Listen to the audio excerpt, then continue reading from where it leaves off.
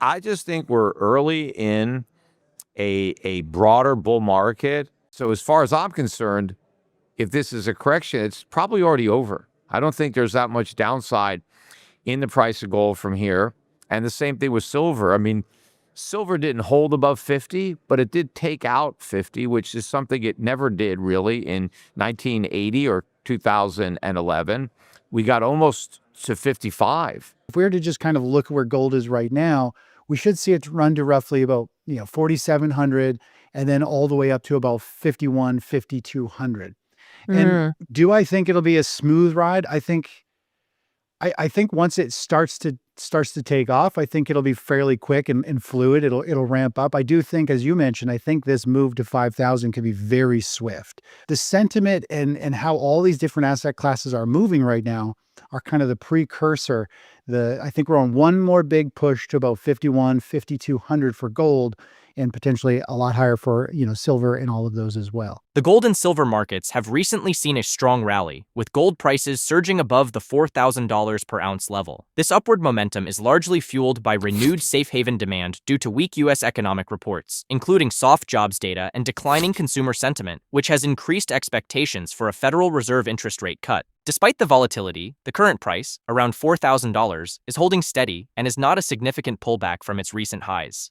The conviction remains that as the overall market shifts into a risk-off environment, more money will continue flowing into gold as the ultimate safe haven investment. This bullish perspective is a signature view of economist and investment professional Peter Schiff. As the chief global strategist of Euro-Pacific Asset Management, Schiff is renowned for having accurately predicted the 2008 financial crisis, making him a closely watched figure for his contrarian takes on the global economy. Schiff is a staunch advocate for gold and silver as essential hedges against a depreciating U.S. dollar, and he has long been a vocal critic of cryptocurrencies. He suggests that as the air comes out of the Bitcoin bubble and investors question its digital gold narrative, real precious metals will prove their timeless role as stores of wealth. Now, we present the clips from Peter Schiff's interview. Before we continue to discuss this, please subscribe to our channel and activate the bell icon for timely updates. Thank you and enjoy the video. Well, even, characterizing it as a pullback, I mean, we're at 3,950 as we're talking.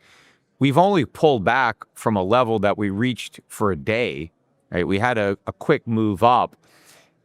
But the fact that we're just below 4,000 doesn't really feel like it's a pullback.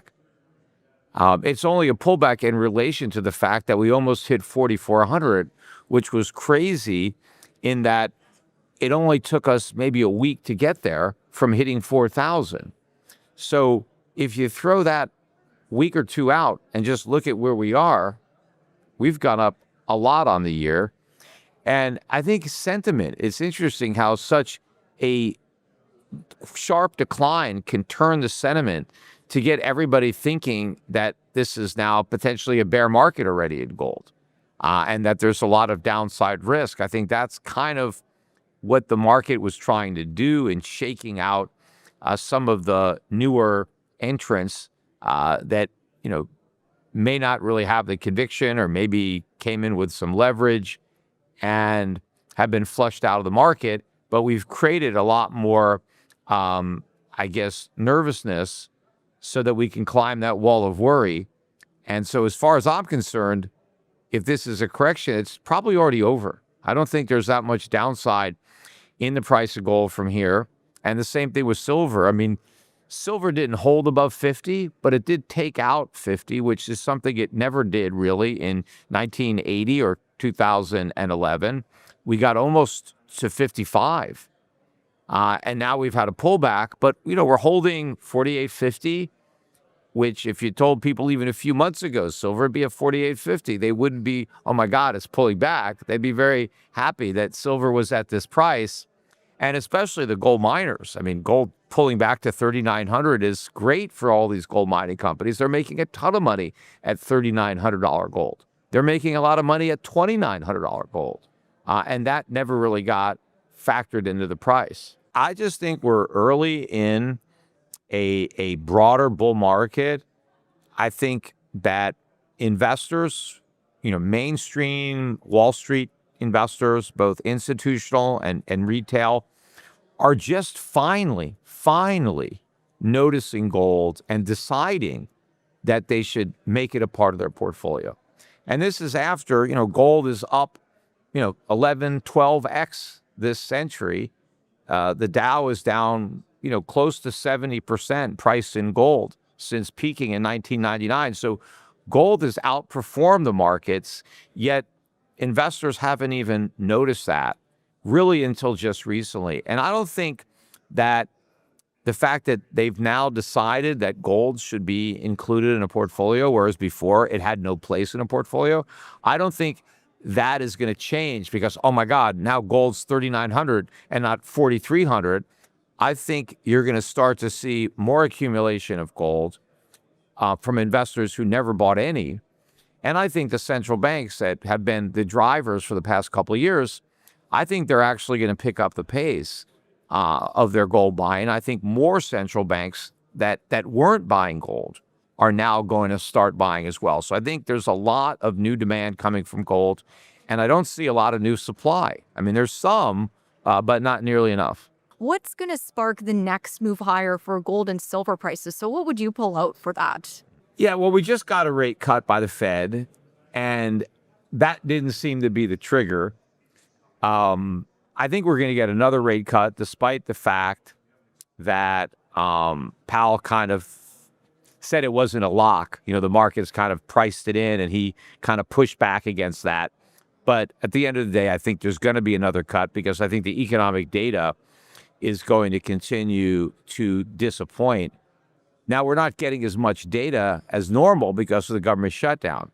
But it's possible that they end that government shutdown and we get a deluge of bad economic data that could be a catalyst for another move up, in the price of gold as people start to, factor that in. And the Fed at its last FOMC meeting announced that QT is officially ending in December. So I think another big catalyst will be the launch of the next round of quantitative easing, which I believe is coming. I thought it would have actually happened already, so I'm kind of surprised they were able to make it through the entire year without doing it. But I think 2026 will be the year that they, crank up the presses again, especially if they continue to see weakness in the long run of the bond market. And then, of course, you do have, some court decisions, on the tariffs, on the firing of Lisa Cook. I think that could have implications for the dollar and for gold. When does Powell leave? Midway through the year, May? I mean, I guess it's about 50-50 that, they can hold off on QE. It kind of depends on what happens. But I think if you start to see a big move down on the stock market or something that might scare the administration, there'll be a lot more pressure. And we'll see. I mean, today, we're getting a decent decline in stocks. I know Bitcoin, broke below 100,000 for the first time in about 4 months. And, that could be a bit of a leading indicator that, people are starting to take risk off. And it may not just be crypto. It may be a broader based risk off trade, which also could see some money flowing back into gold as a safe haven investment. And I think as the air comes out of the Bitcoin bubble and people begin to question the digital gold narrative, which they should, because it's just a meme, to the extent that people wake up to the reality that Bitcoin isn't digital gold, well, then maybe they'll buy real gold instead. And so there could be a source of some extra gold buying from people who either get out of Bitcoin or instead of buying Bitcoin, decide to buy the real gold, right? Instead of some fake version of it. Gold and silver prices have recently surged, hitting multi-week highs amid renewed safe haven demand. The rally is largely supported by expectations of a Federal Reserve rate cut following weak U.S. consumer sentiment and downbeat employment data. Gold gained over $4,100 per ounce, and silver soared past $52, with the metals reacting sharply to macroeconomic uncertainty. This price action is highly relevant, which analyzes the volatile price movement in the precious metals space. The conversation is led by Chris Vermeulen, a recognized figure in market analysis. As the chief market strategist at the Technical Traders, Vermeulen specializes in technical analysis and trend following, aiming to help investors navigate market fluctuations and preserve capital. Let's go back to the interview. Definitely some interesting price action going on here when we take a look at the chart of gold. So let's go back to 2008. You and I touched on this, Daniela, a couple of months ago when we were going over this. Yep. And I was talking about how gold was setting up. So just to set the stage here, the left chart, everyone, is the S&P 500 candlestick chart. It's the weekly chart, and it happens to be the 2007 market top. Just before the stock market fell, as you can see, it fell about 55%. And so we're in this unique scenario. Now, every time the market has a financial reset, it's always for a different reason. No two times are alike, but they are similar. And so the yellow line on here is the chart of gold. Now, if we look on the right-hand chart over here, we can see we've got the S&P 500 hitting all-time highs. We've got gold also outperforming as one of the best assets going forward here. And we have this unique scenario. And what's really unique is we finally have this first pullback in gold right now where we are. We've had this first kind of sharp pullback to try and spook out, momentum traders who kind of chase things late, got in a little bit late. And what's interesting is we saw this back in 2007. We saw a few red bars on the S&P 500 and gold started to pull back. Now, what's really interesting here is when we kind of look at what the other assets have done. So we saw leading up to this, I've got multiple charts layered underneath. This is GDX, the silver futures, platinum, and palladium. And what's interesting is, we really saw this herd mentality, everyone piling into the precious metal space over the past couple of months. And of course, all of these get their first kind of big push to the upside. That's herd mentality. Whoever is open-minded to buy anything in the precious metal space is more or less has moved in, and they're starting to drive the market higher. And what's interesting is if we were to look where we are now on the charts on the right-hand side, you can see we've got gold with its first pullback. We've got a few weekly red bars on the S&P 500. And of course, we've seen the same scenario. And I was talking about this over the last couple of months, really over the last month and a half, saying everyone wants to be in the precious metal space.